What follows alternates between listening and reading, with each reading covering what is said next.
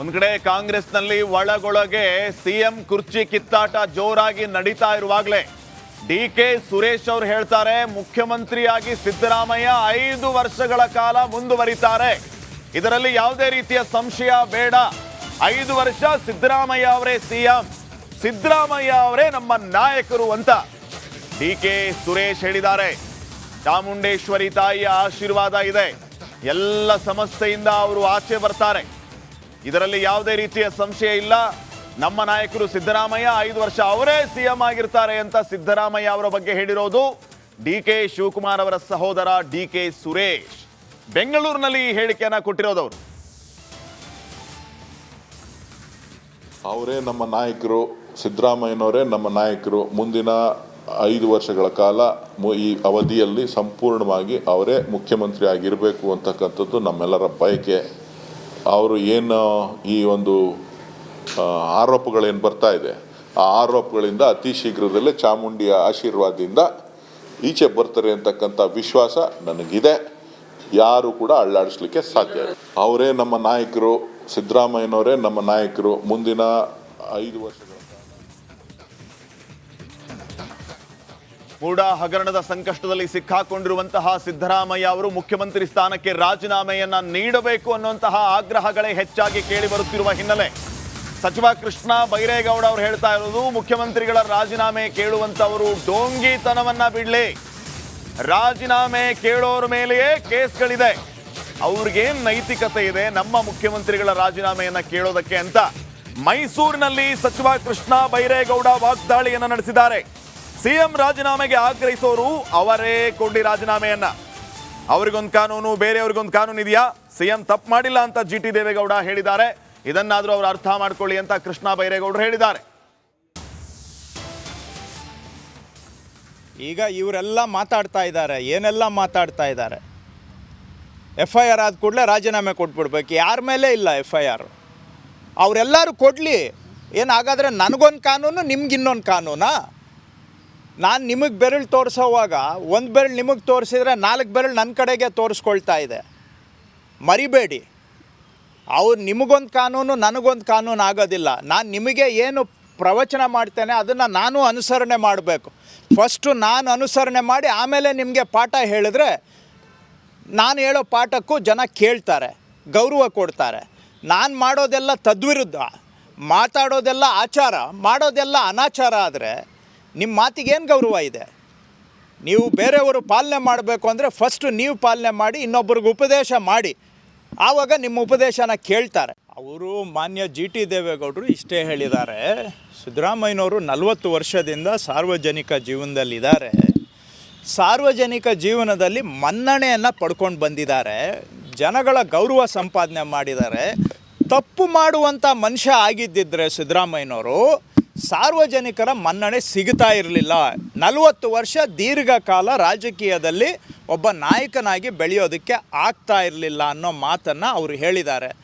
ಅವರು ಜಿಟಿ ದೇವೇಗೌಡರು ಇವ್ರ ಜೊತೆಗೂ ಇದ್ದಂಥವರು, ಇವರು ಎದುರಾಳಿ ಆಗಿದ್ದಂಥವರು, ರಾಜಕೀಯ ವಿರೋಧಿಗಳಾಗಿದ್ದಂಥವರು, ಎಲ್ಲ ಹತ್ತಿರದಿಂದನೂ ನೋಡಿದ್ದಾರೆ, ದೂರದಿಂದನೂ ನೋಡಿದ್ದಾರೆ, ಎದುರಾಗಿಯೂ ನೋಡಿದ್ದಾರೆ. ಅವರ ಅನುಭವದ ಮಾತಿನಲ್ಲಿ ಅವರು ಹೇಳಿದ್ದಾರೆ. ಯಾಕಂದರೆ ಅವರಿಬ್ಬರು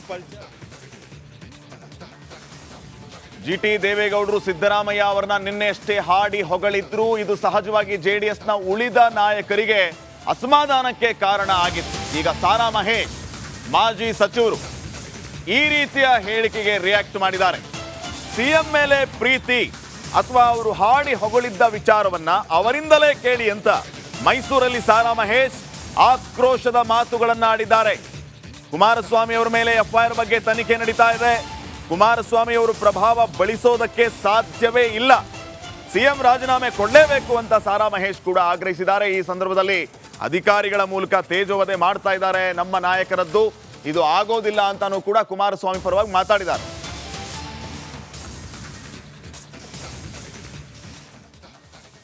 ಯಾವ ವ್ಯವಸ್ಥೆಗೆ ಬಂದಿದೆ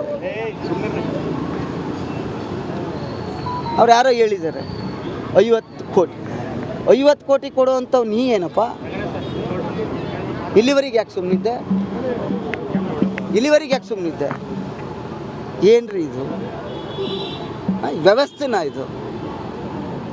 ಹಾಗಿದ್ರೆ ಯಾರ ಮೇಲೆ ಯಾರು ಬೇಕಾದ್ರೂ ಕಂಪ್ಲೇಂಟ್ ಕೊಡ್ಬೋದಾ? ಅವ್ರಿಗೆ ಯಾವ ರೀತಿ ಸಂಪರ್ಕ, ಯಾಕೆ ದುಡ್ಡು ಕೇಳ್ತಾರೆ?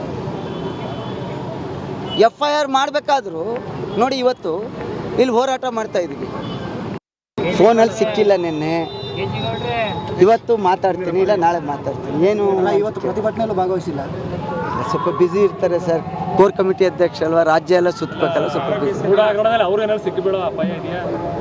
ಅವ್ರದ್ದೇನೂ ಇಲ್ಲ, ನನಗೆ ಗೊತ್ತಿರೋ ಪ್ರಕಾರ ಯಾವೂ ಇಲ್ಲ ಅಂತ ಅಂದ್ಕೊಂಡಿದ್ದೀನಿ. Thank you. ನಮ್ಮ ನಾಯಕರನ್ನ ಬೈಲಿಕ್ಕೋಸ್ಕರನೇ, ಅವ್ರನ್ನ ತೇಜಾವಧೆ ಮಾಡೋಕ್ಕೋಸ್ಕರನೇ ನೀವು ಕೆಲವ್ರನ್ನ ನೇಮಕ ಮಾಡ್ಕೊಂಡಿದ್ದೀರಾ. ಇದು ಸರಿಯಾದ? ನಾಳೆ ಇದೇ ನಮ್ಮ ಮುಖ್ಯಮಂತ್ರಿಯವ್ರನ್ನ ಅಥವಾ ಇದೇ ಗೃಹ ಮಂತ್ರಿಯವ್ರನ್ನ, ಅಧಿಕಾರ ಯಾರಿಗೂ ಶಾಶ್ವತ ಅಲ್ಲ. ಇದೇ ರೀತಿ ಒಬ್ಬ ನೌಕರ ಮಾತನಾಡಿದ್ರೆ ನೀವು ಸುಮ್ಮನೆ ಇರ್ತಿದ್ರ? ಚೀಫ್ ಸೆಕ್ರೆಟರಿ ಏನು ಮಾಡ್ತಾ ಇದ್ದಾರೆ? DG and IG ಏನು ಮಾಡ್ತಾ ಇದ್ದೀರಿ? ಕಾನೂನು ಸುವ್ಯವಸ್ಥೆನ ಯಾರು ಕಾಪಾಡಬೇಕು ಅಂಥ ಇಲಾಖೆಯ ಇವತ್ತು ಯೂನಿಫಾರ್ಮ್ ಹಾಕ್ಕೊಂಡ್ರೆ ಆ ಯೂನಿಫಾರ್ಮೇ ನಮ್ಮ ದೇವರು ಅನ್ನುವಂಥ ಕೆಲಸವನ್ನು ಮಾಡ್ತಾರೆ. ವಿರಾಮದ ನಂತರ ಮತ್ತೆ ಸ್ವಾಗತ. CM ಸಿದ್ದರಾಮಯ್ಯ ಅವರಿಗೆ ಈಗಾಗಲೇ ಮೂಡಾದ ಮಂಡೆ ಬಿಸಿ ಯಾವ ಮಟ್ಟಿಗೆ ಕಾಡ್ತಾ ಇದೆ ತಮಗೆಲ್ಲರಿಗೂ ಗೊತ್ತಿರುವಂತಹ ವಿಚಾರ. ಇದರ ಮಧ್ಯೆ ಲೋಕಾಯುಕ್ತ ಅಧಿಕಾರಿಗಳು ಈಗಾಗಲೇ ಸ್ಥಳ ಮಹಾಜರನ್ನ ಮಾಡೋದಕ್ಕೂ ಕೂಡ ಎಲ್ಲ ರೀತಿಯ ಸಿದ್ಧತೆಯನ್ನ ಮಾಡ್ಕೊಂಡಿದ್ದಾರೆ. ಕೆಸರೆ ಗ್ರಾಮದಲ್ಲಿ ಒಂದು ರೌಂಡ್ ಈಗಾಗಲೇ ಸ್ಥಳ ಮಹಾಜರ ಆಗಿದೆ. ಈಗ ವಿಜಯನಗರದ ಪರ್ಯಾಯ ನಿವೇಶನದಲ್ಲಿ ಲೋಕಾಯುಕ್ತ ಅಧಿಕಾರಿಗಳಿಂದ ಸ್ಥಳ ಮಹಾಜರು ಆಗ್ಲಿಕ್ಕಿದೆ.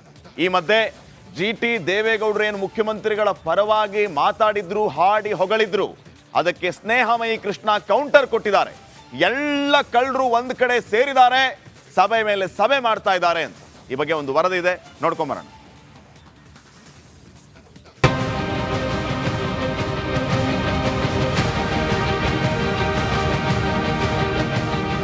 ಸಿಎಂ ವಿರುದ್ಧ ಲೋಕಾಯುಕ್ತದಲ್ಲಿ FIR ದಾಖಲಾಗಿದೆ. ಲೋಕಾಯುಕ್ತ ಅಧಿಕಾರಿಗಳು ತನಿಖೆಯನ್ನು ಚುರುಕುಗೊಳಿಸಿದ್ದಾರೆ.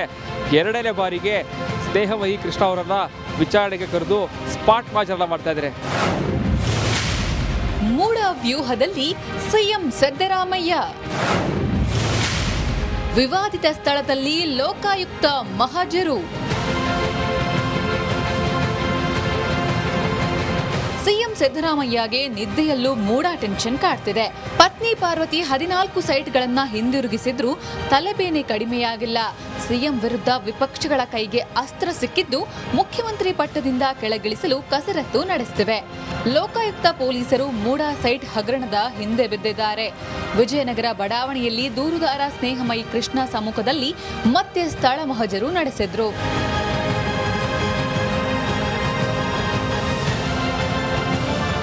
ಈಗ ನೋಡ್ತಾ ಇರುವಂಥದ್ದು ಏನು D ಬ್ಲಾಕ್ನಲ್ಲಿರುವಂತಹ 2 ನಿವೇಶನ.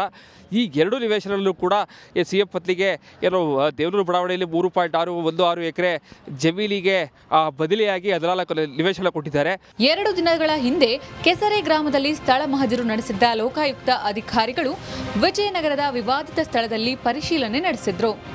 3ನೇ